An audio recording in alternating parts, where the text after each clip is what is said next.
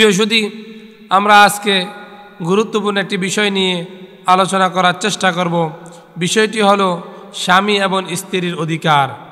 বর্তমান সময়ের মধ্যে আমাদের সামাজিক যত অবক্ষয় রয়েছে তার মধ্যে গুরুত্বপূর্ণ দিক দিয়ে এই অবক্ষয়ের গুরুত্বপূর্ণ দিক হলো স্বামী এবং স্ত্রীর মধ্যে অমিল থাকা, মনোমালিন্য থাকা, কষ্ট থাকা, একজন আরেকজনকে না বোঝা। আমাদের বর্তমানে এই সমস্যা আমাদের সমাজে আছে না নাই? আছে। এই জন্য আজকে আমরা এই গুরুত্বপূর্ণ বিষয়ের উপর আমরা কথা বলার চেষ্টা করব ইনশাআল্লাহ। আল্লাহ তাআলা এই পৃথিবীর মধ্যে যখন আদম আলাইহিস সালাতু ওয়াস সালামকে প্রেরণ করলেন, আদম তাকে দেহটা বানাইছে 90 মণ মাটি দ্বারা। কত মণ? 90 মণ মাটি দ্বারা। হযরত আদম আলাইহিস সালাতু ওয়াস সালাম তাকে যখন আল্লাহ তাআলা রূহটা দিলেন আর বললেন, আদম রে, তুমি জান্নাতের মধ্যে বসবাস করো। আদম আলাইহিস সালাতু ওয়াস সালাম তিনি যখন জান্নাতে বসবাস করা শুরু করলেন, আদম একা, আল্লাহ তাআলা দেখলেন আদমের মনটা একটু বেজার। আদমের মনটা কি? বেজার। আল্লাহ তাআলা ওই সময় আদম আলাইহিস সালাতু ওয়াস সালামের বাম পাজরের হাড় থেকে হযরত আম্মা জান হাওয়া আলাইহিস সালাতু ওয়াস সালামকে সৃষ্টি করেছেন। এখন আদম আলাইহিস সালাতু ওয়াস সালামের আর মন বেজার থাকে না, মন কি থাকে? খুশি থাকে। কি থাকে? আল্লাহ তাআলা আদম আলাইহিস সালাতু ওয়াস সালামকে জানিয়ে দিলেন, ইয়া আদম উসকুন আনতা ওয়া যাওজুকাল জান্নাহ। ও আদম, তুমি এবং তোমার স্ত্রী জান্নাতের মধ্যে বসবাস করো। তাহলে বোঝা গেল মানুষের আদত হচ্ছে একা থাকার নয়। মানুষের আদত কি? একা থাকার নয়। মানুষের আদত হচ্ছে একটা সামাজিক স্ট্রাকচার, সামাজিক একটা মুআনাকা, এই সামাজিক জীবনের মধ্যে আবদ্ধ হয়ে যাওয়া। এই জন্য মানুষকে বলা হয় সামাজিক জীব। মানুষকে কি বলা হয়? সামাজিক জীব, সামাজিক প্রাণী। তারা হচ্ছে মানুষ। মানুষ সমাজের মধ্যে বসবাস করে। কিন্তু আজ আমাদের সমাজটা এমন হয়ে গিয়েছে, ভাই ভাইকে দেখতে পারে না, ভাই বোনকে সহ্য করতে পারে না, ছেলে মেয়ে দুইজনের মধ্যে মনোমালিন্য হয়ে যায়। যে স্ত্রী এবং স্বামী একই ছাদের নিচে ঘুমায়, একই কম্বলের নিচে ঘুমায়, এমন স্বামী এবং স্ত্রীর মধ্যে মনোমালিন্য হয়ে যায়। তখন দেখা যায় বৃদ্ধ বয়স হলেও ফ্যামিলিটা অস্থির হয়ে যায়। আছে না নাই? আমাদের সমাজে কিছু মানুষ আছে যে হুজুর ওয়াজ শুনতে ভালো লাগে কিন্তু নামাজ পড়তে কষ্ট লাগে। ওয়াজ শুনতে ভালো লাগে, নামাজ পড়তে কষ্ট লাগে। স্বামী স্ত্রীর খেদমতের ওয়াজ শুনতে ভালো লাগে কিন্তু খেদমত করতে কষ্ট লাগে। আল্লাহ তাআলা আদম আলাইহিস সালাতু ওয়াস সালামকে সৃষ্টি করার পরে হযরত হাওয়া আলাইহিস সালাতু ওয়াস সালামকে সৃষ্টি করলেন। এখন অনেক মানুষ বলে যার সাথে যার পৃথিবীর মধ্যে মুআমালাত হবে, সংসার হবে, তাকে নাকি তার বাম পাজরের হাড় থেকে বানাইছে। এখন দেখা যায় আল্লাহ তাআলা বলেছেন, তোমরা যারা পুরুষ রয়েছ তোমরা বিয়ে করো 2টা, 3টা, 4টা, আর যদি সমানভাবে বিচার করতে না পারো তাহলে একটা নিয়ে সন্তুষ্ট থাকো। পুরুষদেরকে 4টা বিবাহের অনুমতি দিয়েছেন।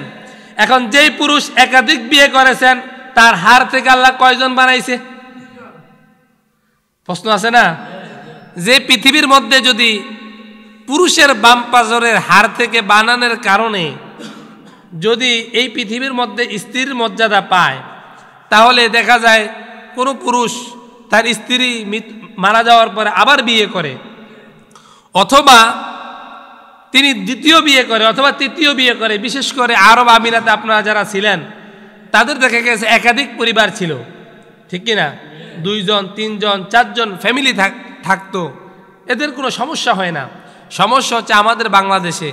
কারণ আমাদের বাংলাদেশের নারীরা এটা সহ্য করতে পারে না।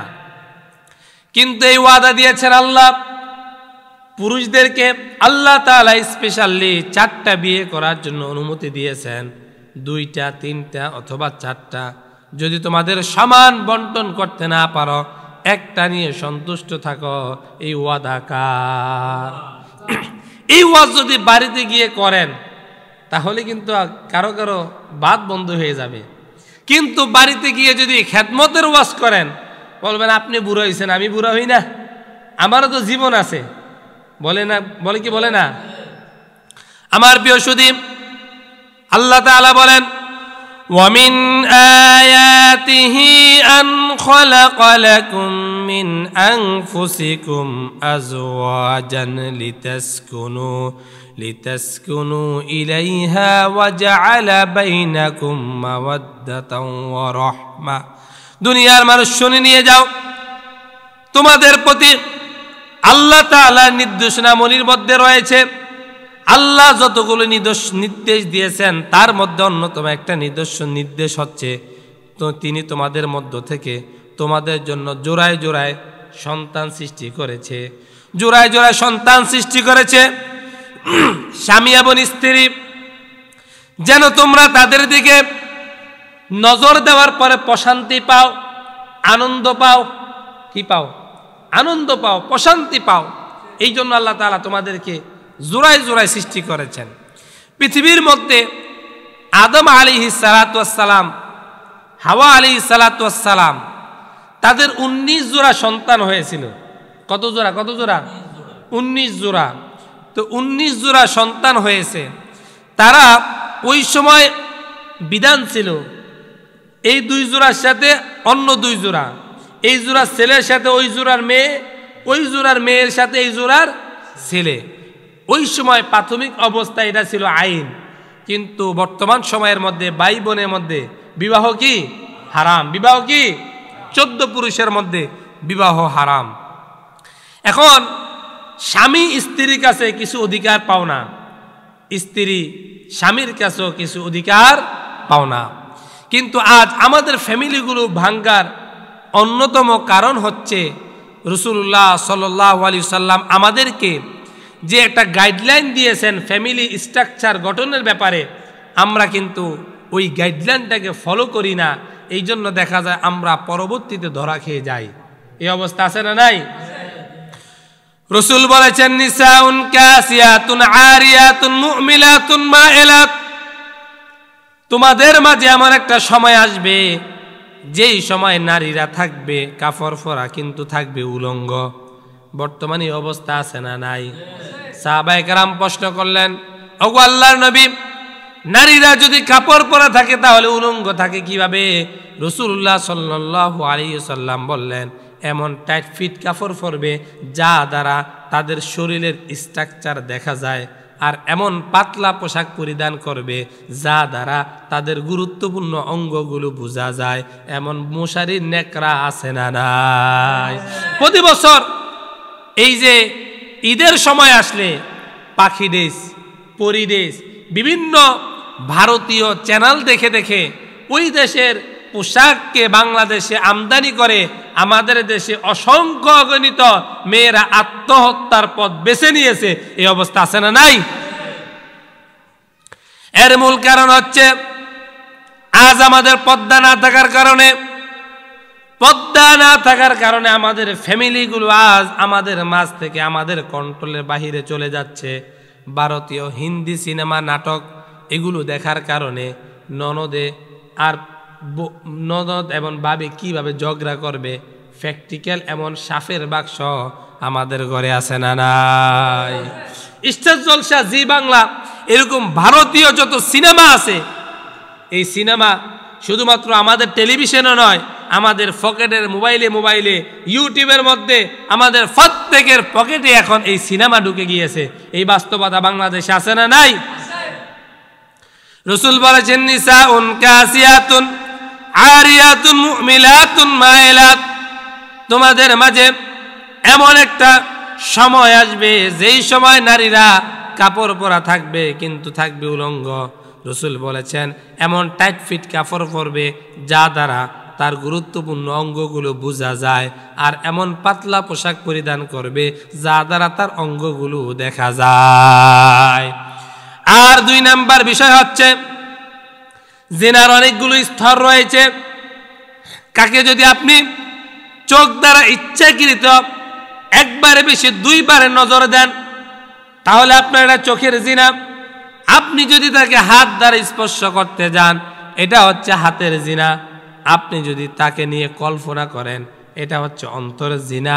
আর কোনো বেগানা নারীর উদ্দেশ্যে যদি হেঁটে হেঁটে দেখা করার উদ্দেশ্যে যান এটা হচ্ছে পায়ের জিনা। এই বর্তমান জিনা আছে না নাই? আছে। জিনার অনেকগুলো গুনাহ রয়েছে, মারাত্মক গুনাহ রয়েছে। আমার প্রিয় সুধী, এখন আমাদের করণীয় কি? এগুলো হচ্ছে পুরুষের জন্য সতর্কতা। পুরুষ যখন নারীকে জীবন সঙ্গী হিসাবে বেছে নিবে, 1 নম্বরে নারীর দিনদার দেখে নিবে। যেই নারী আনুগত্যশীল, যেই নারী আল্লাহকে ভয় করে, যেই নবী রাসূলুল্লাহ সাল্লাল্লাহু আলাইহি সাল্লামের দেখানো পথ অনুসরণ করে, এমন একটা নারী বেছে নেওয়া। এখন নারীদের কাজ কি? রাসূলুল্লাহ সাল্লাল্লাহু আলাইহি সাল্লাম বলেছেন, পৃথিবীর মধ্যে যদি মানুষকে সেজদা দেওয়ার জন্য কোনো বিধান থাকতো, আমি প্রত্যেকটা নারীকে বলতাম, ও নারীরা তোমরা তোমাদের স্বামীকে তোমরা সেজদা দাও, তোমরা তোমাদের নারীকে। রাসূলুল্লাহ সাল্লাল্লাহু আলাইহি সাল্লাম একদিন হেঁটে যাচ্ছে, বুঝেননি কথা আপনারা? কষ্ট হয়নি? আল্লাহর নবী রাস্তা দিয়ে হেঁটে যাচ্ছে, এমন সময় একটা হরিণ এসে আল্লাহর নবী সাল্লাল্লাহু আলাইহি সাল্লামকে একটা সিজদা দিলেন, মাথাটা নোয়াইয়া দিলেন। রাসূলুল্লাহ সাল্লাল্লাহু আলাইহি সাল্লাম হরিণটার কপালের মধ্যে চুমু খেলেন, আনুগত্য দেখালেন হরিণ। কিছু সাহাবী এসে বলল, ওগো আল্লাহর নবী, আমরা তো আপনাকে জীবন দিয়ে ভালোবাসি, মন দিয়ে ভালোবাসি, আমরাও আপনাকে সিজদা করতে চাই। রাসূলুল্লাহ সাল্লাল্লাহু আলাইহি সাল্লাম বললেন, এই পৃথিবীতে মানুষ আল্লাহ ছাড়া আর কারো সামনে মাথা নত করতে পারে না। পীর, দরগা, দুর্গা, যত রকমের বস্তু আছে, কারো সামনে মানুষ মাথা নত করে না। মাথা নত করা হচ্ছে মুশরিকের কাজ, আর মাথা উঁচু করে চলা হচ্ছে ইমানদারের কাজ। এই জন্য যারা দেখবেন অগ্নি পূজারক, বিভিন্ন দেবদেবীর পূজা করে, তারা সাপকেও দেখলে মাথা নোয়ায়, আছে না নাই?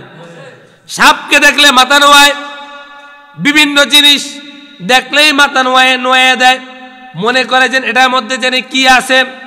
আসলে এগুলোর মধ্যে কিছু নাই, আসল ক্ষমতার মালিক একজন, চিল্লিয়ে বলুন তিনি কে? এই জন্য মুমিন ইমানদার কারো সামনে মাথা নত করতে পারে না।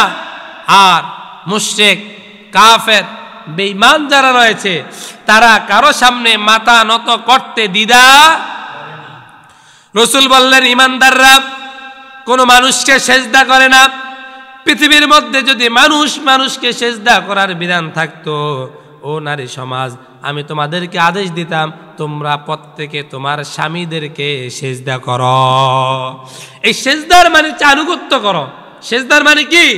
আনুগত্য করো। এখন দেখবেন কিছু মানুষ এই কথা বলে যে আমরা পীরের পায়ের মধ্যে সেজদা দেই না, তাকে আনুগত্য দেখাই।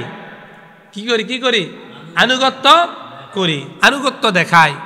বিষয়টি হলো, হযরত আদম আলাইহিস সালাতু ওয়াস সালামকে ফেরেশতারা তারা সেজদা করেছিলেন। এই সেজদা করার মানে হচ্ছে যে এই যে ওই সময় আদম আলাইহিস সালাতু ওয়াস সালামকে আল্লাহ তাআলা আশরাফুল মাখলুকাত, সৃষ্টির মধ্যে আল্লাহর যত সৃষ্টি আছে সব সৃষ্টির সেরা সৃষ্টি হচ্ছে মানুষ। সুবহানাল্লাহ বলবেন না? সৃষ্টির মধ্যে সেরা জীব, সৃষ্টির মধ্যে শ্রেষ্ঠ জীব, সৃষ্টির সেরা হচ্ছে আশরাফুল মাখলুকাত। এটাকে প্রমাণ করার জন্য আল্লাহ তাআলা ফেরেশতা দিয়ে হযরত আদম আলাইহিস সালাতু ওয়াস সালামকে সিজদা করিয়েছেন। এটা আদম আলাইহিস সালাতু ওয়াস সালামের জন্য ছিল খাস। যেমনি করে আদম আলাইহিস সালাতু ওয়াস সালামের গর্ভের সন্তানেরা ভাই বোনের বিবাহ হইতো এক জোড়ার সাথে আরেক জোড়া, এটা আদম আলাইহিস সালাতু ওয়াস সালামের সন্তানের জন্য ছিল খাস, আর আমাদের জন্য হচ্ছে গিয়া হারাম। আমাদের জন্য কি হারাম? এটা ওই আদম আলাইহিস সালাতু ওয়াস সালামের জন্য ছিল খাস, আমাদের জন্য হারাম। তদ্রূপ সেজদার বিধান ওই সময় ছিল একরকম, এখন ছিল একরকম, কারণ হযরত মুহাম্মদুর রাসূলুল্লাহ সাল্লাল্লাহু আলাইহি সাল্লাম আসার পরে আর পূর্ববর্তী যত নবীরা ছিল তাদের আইনগুলো রহিত হয়ে গিয়েছে। আল্লাহর নবীর উপর কোরআনের যত আইনগুলো দিয়েছেন এগুলোই সমাজের মধ্যে চালু হয়েছে। সুবহানাল্লাহ বলবেন না? আমার প্রিয় সুধী, এই জন্য মনে রাখবেন হযরত আদম আলাইহিস সালাতু ওয়াস সালাম থেকে শুরু করে এই পর্যন্ত ঈসা আলাইহিস সালাতু ওয়াস সালাম পর্যন্ত যতগুলো বিধান রয়েছে মুহাম্মদুর রাসূলুল্লাহ সাল্লাল্লাহু আলাইহি সাল্লাম আসার পরে যেই যেই বিধানগুলো রহিত হয়ে গিয়েছে ওগুলো এখন মানার প্রয়োজন নাই, ঠিক কি না? আমার প্রিয় সুধী, রাসূলুল্লাহ সাল্লাল্লাহু আলাইহি সাল্লাম বললেন, ও নারী সমাজ, মানুষ যদি মানুষকে সেজদা দেওয়ার কোনো বিধান থাকতো, আমি প্রত্যেকটি নারীকে বলতাম, নারীরা রে যাও যাও যাও যাও, তোমরা তোমাদের স্বামীদেরকে সেজদা করে আনুগত্য দেখাও। যেহেতু মানুষগুলো ইমানদাররা কারো সামনে মাথা নত করে না, তদ্রূপ আমি এই জন্য মানুষদেরকে মানুষের সামনে সেজদা করতে দিতে পারি না। এই জন্য বোঝা গেল স্বামী স্ত্রীর প্রতি হক আছে, স্ত্রী স্বামীর প্রতি হক আছে, আছে না নাই? আছে। এখন দেখা যায় স্বামীর হক কি, স্ত্রীর হক কি? স্বামীর এক নাম্বার হক হচ্ছে স্ত্রীকে ভালোভাবে পর্দায় রাখা, এটা স্বামীর হক। 2 নম্বরে স্ত্রীর ভরণ পোষণ দেওয়া, এটা স্বামীর হক। কার হক? কার হক? স্বামীর হক। 3 নম্বরে স্ত্রীর সুস্থতা অসুস্থতায় তাকে হেল্প করা, এটা স্বামীর হক। আবার স্ত্রী স্বামীর কাছে কিছু হক রয়েছে, স্বামী স্ত্রীর কাছে কিছু হক রয়েছে। আজ দেখা যায় আমাদের যে বড় লোকের ঘর রয়েছে, ওই ঘরের মধ্যে রাত্রে আসলে স্ত্রী ঘরের দরজা খুলে দিতে চায় না, অন্য আরেকজনকে দিয়ে খোলায়। কিন্তু হযরত খাদিজাতুল কুবরা তাহেরা রাদিয়াল্লাহু তাআলা আনহা, আল্লাহর নবী বিবাহ করেছেন, খাদিজার বয়স তখন 40 বছর, রাসূলুল্লাহর বয়স তখন 25 বছর। 15 বছরের বড় একজন মহিলাকে আল্লাহর নবী বিবাহ করেছেন। আল্লাহর নবীর বয়স যখন 35, খাদিজাতুল কুবরা তাহেরা রাদিয়াল্লাহু তাআলা আনহার বয়স তখন 55। 55 বয়সের মানুষ থেকে এখনো জোয়ান আছে না বৃদ্ধ হয়েছে? বৃদ্ধ হয়ে গিয়েছে। আল্লাহর নবী হেরা পর্বতের মধ্যে ধ্যানমগ্ন অবস্থায় ছিলেন। পৃথিবীর মধ্যে শ্রেষ্ঠ একজন নারী, দন্নাট্যবান মহিলা, টাকাওয়ালা, সম্পদওয়ালা, ক্ষমতাওয়ালা, স্বামীর আনুগত্য কাকে বলে? হযরত খাদিজাতুল কুবরা তাহেরা রাদিয়াল্লাহু তাআলা আনহা একদিন 2 দিন নয়, দীর্ঘ বছর পর্যন্ত আম্মাজান খাদিজা রাসূলুল্লাহর জন্য নিজে হেরা পর্বতের মধ্যে খাদ্য সাপ্লাইয়ের দায়িত্ব গ্রহণ করেছে। ইচ্ছে করলে তিনি তো একজন পারতেন, একজন কর্মচারী নিযুক্ত দিতেন, যার শরীরের মধ্যে শক্তি রয়েছে, প্রতিদিন হেরা পর্বতের মধ্যে উঠে আল্লাহর নবীকে পানি এবং খাবার 2 বেলা সাপ্লাই দিতেন। এটা পারতেন কি পারতেন না? কিন্তু স্বামীর আনুগত্য কাকে বলে? আম্মাজান খাদিজাতুল কুবরা তাহেরা রাদিয়াল্লাহু তাআলা আনহা স্বামীর আনুগত্য কাকে বলে? 55 বছর বয়সে মানুষদের মাঝে উপমা দিয়েছেন। আম্মাজান আয়েশা প্রতিদিন 2 বেলা একজন মহিলা বৃদ্ধ বয়স অবস্থায় আল্লাহর নবী সাল্লাল্লাহু আলাইহি সাল্লামের জন্য খাদ্য এবং পানি সংগ্রহ করার দায়িত্ব গ্রহণ করেছে। রাসূলুল্লাহ সাল্লাল্লাহু আলাইহি সাল্লাম তিনি যখন কোরআন পেলেন, ওহী প্রাপ্ত হলেন, এসে বললেন, খাদিজা আমি ভয় পেয়েছি, জাম্মিলুনি জাম্মিলুনি, আমাকে চাদর দিয়ে আবৃত করে দাও, আমি ভয় পেয়েছি। আমাদের সমাজের নারীরা হলে বলতো আপনি দীর্ঘদিন পর্যন্ত ঘরের বাহিরে আছেন, আপনি তো ভয় পাইবেন। আপনাকে একা থাকতে বলছে কে? বিভিন্ন রকম তোহমত দিত। কিন্তু আম্মাজান বলল, ওয়াল্লাহি ওয়াল্লাহি লা ইউখজিকাল্লাহু আবাদা। ওগো আল্লাহর নবী, আমি আপনার চরিত্র, আপনার ব্যবহারে আমরা এতই মুগ্ধ হয়েছি, আমরা বুঝে নিয়েছি আপনি কোনো সাধারণ মানুষ নয়, আপনি হচ্ছেন আল্লাহর নবী। ফলিল্লা ইলাহা ইল্লাল্লাহু মুহাম্মাদুর রাসূলুল্লাহ সাল্লাল্লাহু। পৃথিবীর প্রথম যিনি ইসলাম গ্রহণ করেছেন তিনি হচ্ছেন নারী। তিনি কি? ঈমান এনেছেন, তিনি হচ্ছেন নারী। এরপর আল্লাহ নবী সাল্লাল্লাহু আলাইহি সাল্লাম পুরুষকে দাওয়াত দিলেন, তিনি আর দূরের কেউ নয়, আল্লাহ নবীর দীর্ঘদিনের সাথী, সঙ্গী, বন্ধু হযরত আবু বকর সিদ্দিক রাদিয়াল্লাহু তাআলা আনকে গিয়ে বললেন, আবু বকর, আমার প্রতি আল্লাহ তাআলা কোরআন নাজিল করেছে, ওহী প্রেরণ করেছে, আমি হচ্ছে নবী, আল্লাহ তাআলার প্রতি তোমরা ঈমান আনয়ন করো। হযরত আবু বকর সিদ্দিক রাদিয়াল্লাহু তাআলা এক সেকেন্ড দেরি করলেন না, বলে নিলেন, আপনার ব্যবহার, আচার ব্যবহারে আমরা বুঝতে পেরেছি এটা কোনো সাধারণ মানুষের ব্যবহার হতে পারে না, এটা হচ্ছে নবীর ব্যবহার। ফরে নিলেন, লা ইলাহা ইল্লাল্লাহু মুহাম্মাদুর রাসূলুল্লাহ সাল্লাল্লাহু। তাহলে ইসলামের মধ্যে প্রথম যিনি ইসলাম গ্রহণ করেছেন, কালিমা পড়েছেন, ঈমান আনয়ন করেছেন, আল্লাহ নবীকে হেল্প করেছেন, ঘরের থেকে দাওয়াত স্টার্ট করেছেন, তিনি হচ্ছেন মহিলা। আল্লাহু আকবার। কিন্তু দেখা যায় আজ আমরা, আমাদের নারীরা, আমরা ঘরে গেলে আমরা খাইছি কি খাই না এই কথাই অনেক সময় জিজ্ঞাসা করেন, আছে না নাই? আছে না নাই? আমাদের ঘরের মধ্যে যখন পুরুষরা ঢুকে, সারাদিন কাজ করার পরে কি খেয়েছে, কি অবস্থায় রয়েছে, শরীর ভালো আছে না খারাপ আছে, এই জিনিস তালাশ করার মতো সময় পায় না। কিন্তু আম্মাজান খাদিজাতুল কুবরা তাহেরা রাদিয়াল্লাহু তাআলা আনহা, তিনি রাসূলুল্লাহ সাল্লাল্লাহু আলাইহি সাল্লামের খেদমতটা কিভাবে করিয়েছেন, এই জন্য আমি সকলকে আরজ করব, আমাদের ঘরের মধ্যে আমরা প্রত্যেক মাসে 5 থেকে 600 টাকা, 700 টাকা, 800 টাকা করে ডিশ বিল দেই, নেট বিল দেই। প্রত্যেকের ঘরের মধ্যে, বিশেষ করে টাউনে, শহর বন্দরে প্রত্যেকটা ফ্যামিলির মধ্যে ডিশ বিল এবং নেট বিল 1 থেকে 1,500 টাকা চলে যায়। কিন্তু একজন মসজিদের ইমামকে 100 টাকা বেতন দেওয়ার মতো সুযোগ হয় না, এমন অবস্থা সমাজে আছে না নাই? মসজিদে আসলে খালি পকেট আতায়। ঘটনা কি? ফাঁসের জন কয়, ভাই সাইরা দিবেন না, কয় না একটা পয়সা ছিল, দেখলাম নাই।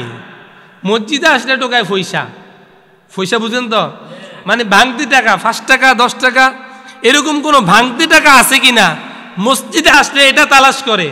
কিন্তু আপনি যে প্রত্যেক মাসে 1000 থেকে 1500 টাকা নেট বিল আর আপনার ডিশ বিল দেন, ওটার মধ্যে কোনো পয়সা টোকায় না, আছে না নাই? এখন তো বিদ্যুৎ হয়েছে প্রিপেড, আবার ডিশ আর নেটও হয়ে গেছে প্রিপেড, এটা অগ্রিম পরিশোধ করতে হয়। তা আপনার ঘরে প্রত্যেক মাসে 1 থেকে 1500 টাকা করে ডিশ বিল, নেট বিল দিতে পারেন, কিন্তু আপনার ঘরে হযরত খাদিজাতুল কুবরা রাদিয়াল্লাহু তাআলা আনহা তার জীবনী নিয়ে দিতে পারেন না, আছে না নাই? কয়জনকে জিজ্ঞাসা করলে যে আপনি আপনার স্ত্রীকে কি উপহার দিছেন, কইব ছোটকালে ফুল দিছি, কাগজের ফুল অথবা গন্ধওয়ালা ফুল অথবা রজনীগন্ধা অথবা গোলাপ ফুল, এরপরে আর কিছুই দেই না। মাঝে মাঝে হযরত মারিয়াম, হযরত খাদিজা, হযরত সুমাইয়া এদের জীবনী নিয়ে দিবেন, পড়বে, ঘর আলোকিত হয়ে যাবে, ঠিক কি না?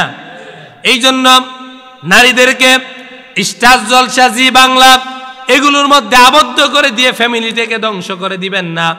আপনার স্ত্রীদেরকে দিবেন হযরত খাদিজাতুল কুবরা রাদিয়াল্লাহু তাআলা আনহার জীবনী, হযরত ফাতেমার জীবনী, হযরত সুমাইয়ার জীবনী, হযরতে মারিয়াম আলাইহিস সালাতু ওয়াস সালামের জীবনী, এগুলো দিয়ে দিবেন। ফ্যামিলির মধ্যে যিনি শান্তি দিবেন তিনি কে? আমার প্রিয় সুধী, আল্লাহ আমাদেরকে তৌফিক দান করুন। সকলে বলে আমিন। ওয়া মা তৌফিক ইল্লা বিল্লাহ।